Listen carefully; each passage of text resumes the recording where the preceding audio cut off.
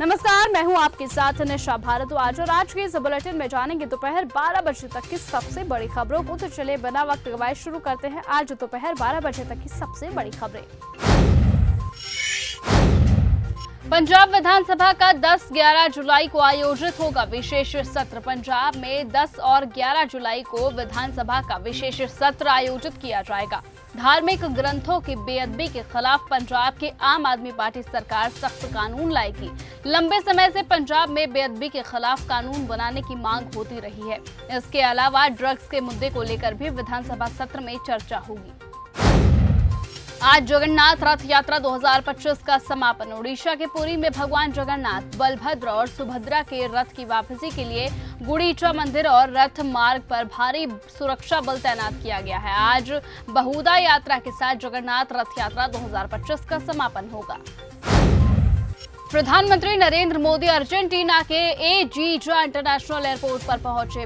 प्रधानमंत्री मोदी अर्जेंटीना गणराज्य के राष्ट्रपति जेवियर माइली के निमंत्रण पर अर्जेंटीना की आधिकारिक यात्रा पर है। प्रधानमंत्री नरेंद्र मोदी राष्ट्रपति माइली के साथ द्विपक्षीय वार्ता करेंगे, जिसमें चल रहे सहयोग की समीक्षा की जाएगी और रक्षा, कृषि, खनन, तेल और अन्य मुद्दों पर बातचीत होगी। बता दें कि भारत अर्जेंटीना साझेदारी की ओर बढ़ाने के तरीकों पर भी चर्चा की जाएगी।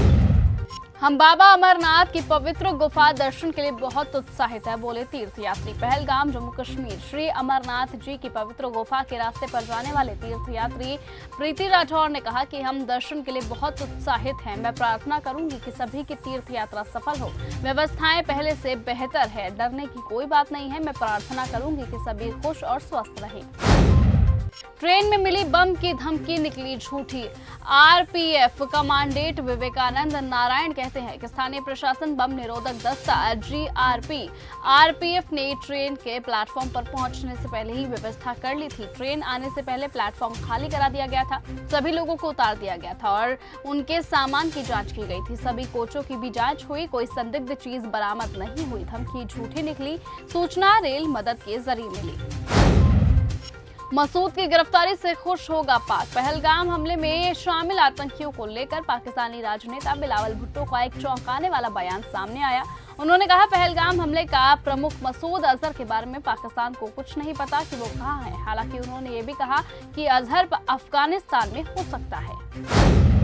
उद्धव राज की विक्ट्री रैली। उद्धव ठाकरे और राज ठाकरे पूरे 20 साल के बाद एक बार फिर एक ही मंच पर साथ नजर आएंगे। दोनों विजय रैली में शामिल होंगे। सत्ता के चलते दोनों भाइयों ने अपने रास्ते अलग अलग कर लिए थे, जिसके बाद आज वो दिन एक बार फिर से आ गया है जब आज वर्ली में विक्ट्री रैली के साथ वो नजर आएंगे। दोनों भाइयों की केमिस्ट्री एक बार फिर से देखने को मिलेगी। वहीं ये उम्मीद भी जताई जा रही है कि दोनों भाई कोई पॉलिटिकल मैसेज भी दे सकते हैं।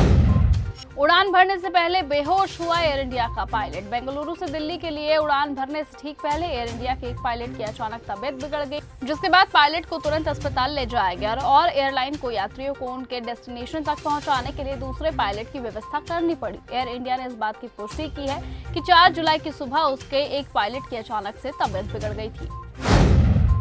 एक्टर विजय होंगे टीवीके के सीएम फेस। टीवीके ने शुक्रवार देर रात को अपनी राजनीतिक इरादों को साफ करते हुए ये ऐलान किया कि पार्टी के संस्थापक और अध्यक्ष अभिनेता सह नेता विजय 2026 में होने वाले तमिलनाडु विधानसभा चुनावों में पार्टी की ओर से मुख्यमंत्री पद के उम्मीदवार होंगे।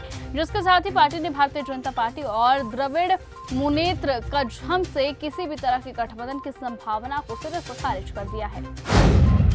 केरल में फिर निपाह की दस्तक। केरल में शुक्रवार को निपाह वायरस का एक नया मामला सामने आने के बाद चिंता बढ़ गई है, जिसके बाद राज्य के 3 जिलों में तत्काल कार्रवाई शुरू कर दी। जानकारी के मुताबिक प्रदेश के पलक्कड़ जिले में रहने वाली 38 साल की महिला में वायरस के संक्रमण की पुष्टि हुई है, जिसके बाद जिला प्रशासन ने लोगों और स्वास्थ्य कर्मियों से बेहद सतर्क रहने की अपील की। आधिकारिक सूत्रों ने बताया है कि संक्रमित मरीज का फिलहाल मलप्पुरम जिले के एक प्राइवेट अस्पताल में इलाज किया जा रहा है। हालांकि अधिकारियों ने इस बारे में विस्तृत जानकारी अभी तक नहीं दी है। तो फिलहाल आज के इस बुलेटिन में सिर्फ इतना ही। देश और दुनिया की तमाम बाकी खबरों से ऐसे ही जुड़े रहने के लिए आप बने रहिए और लगातार देखते रहिए न्यूज़ गंगा। नमस्कार।